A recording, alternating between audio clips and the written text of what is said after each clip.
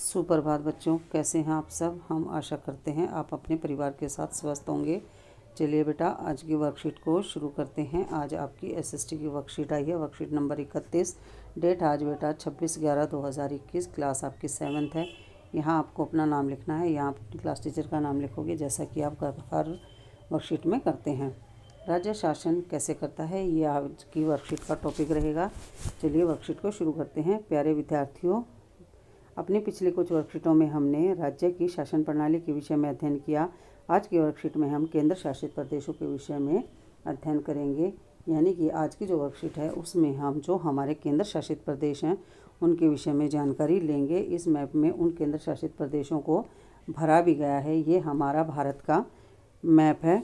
यहाँ से लेकर यहाँ तक, यहाँ से लेकर यहाँ तक सफ़ेद रंग के जो आपको अलग दिखाई दे रहे हैं, ये हमारे पड़ोसी देश हैं। ये नेपाल है, ये भूटान है, ये बांग्लादेश है, नीचे श्रीलंका है और इधर पाकिस्तान है। ये हमारे पड़ोसी देश हैं। चलिए वर्कशीट को शुरू करते हैं।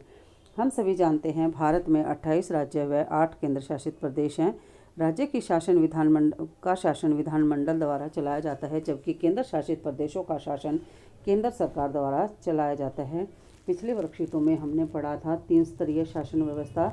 सबसे ऊपर का जो स्तर था वो हमारा केंद्रीय सरकार था, यानी कि जितने भी हमारे केंद्र शासित प्रदेश हैं उन पर नियंत्रण अप्रत्यक्ष रूप से या प्रत्यक्ष रूप से हमारी केंद्र सरकार का ही होता है। परंतु दिल्ली, पांडुचेरी व जम्मू कश्मीर ऐसे केंद्र शासित प्रदेश हैं जहाँ की अपनी विधानसभा है। यानी कि ये ऐसे राज्य हैं जिनमें मुख्यमंत्री और राज्यपाल दोनों ही होते हैं।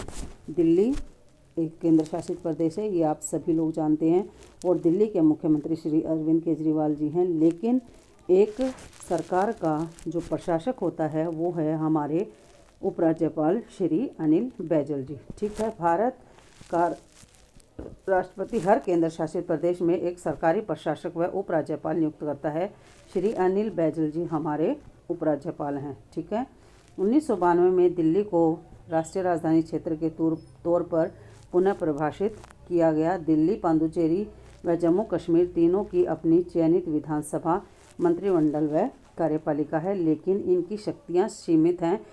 उनके कुछ कानून भारत के राष्ट्रपति के विचार और स्वीकृति मिलने पर ही लागू किए जा सकते हैं। यानी कि जो हमारे केंद्र शासित प्रदेश हैं उन पर नियंत्रण हमारी केंद्र सरकार का होता है।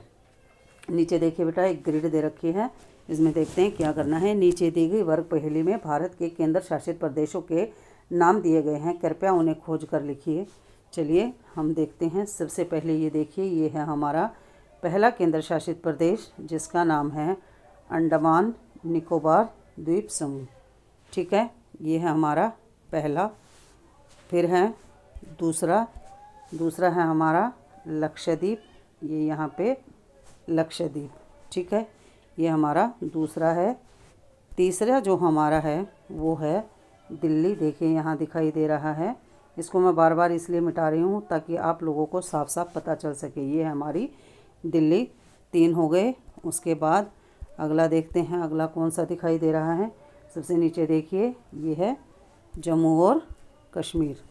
ये देखिए जम्मू और कश्मीर, वहाँ तक नहीं जाना, अरे ज़्यादा ही आगे चले गए। दोबारा से मार्क करते हैं हम अपने जम्मू और कश्मीर को, क्योंकि जम्मू और कश्मीर जो है वो हमारा केंद्र शासित प्रदेश है। उसके अलावा चंडीगढ़, ये देखिए यहाँ पे दिखाई दे रहा है, ये है हमारा चंडीगढ़, ये भी हमारा केंद्र शासित प्रदेश है।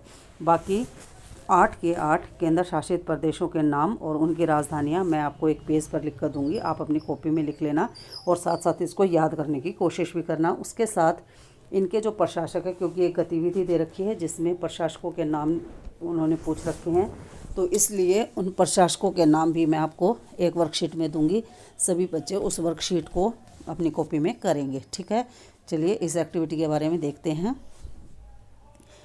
एक्टिविटी नंबर 1 है। इसमें क्या कहा है कि भारत के सभी केंद्र शासित प्रदेशों के उपराज्यपाल प्रशासकों के नाम अपने परिजनों की सहायता अथवा अध्यापक की सहायता से आपको लिखने हैं। ये मैं आपको लिख के अभी दे दूँगी। ठीक है। गतिविधि नंबर 2 है, दिल्ली की अपनी विधानसभा है। भारत के ऐसे और कितने केंद्र शासित प्रदेश हैं जिनकी अपनी विधानसभा है। दिल्ली के अलावा 2 केंद्र शासित प्रदेश और हैं जिनकी अपनी विधानसभाएं हैं, जो है पांडुचेरी और जम्मू और कश्मीर। ठीक है बेटा, नीचे देखिए कोविड से संबंधित इंस्ट्रक्शंस अभी भी आ रही हैं, क्योंकि कोविड अभी हमारे बीच से पूरी तरह से नहीं गया है, इसलिए सभी इस बात का ध्यान रखेंगे।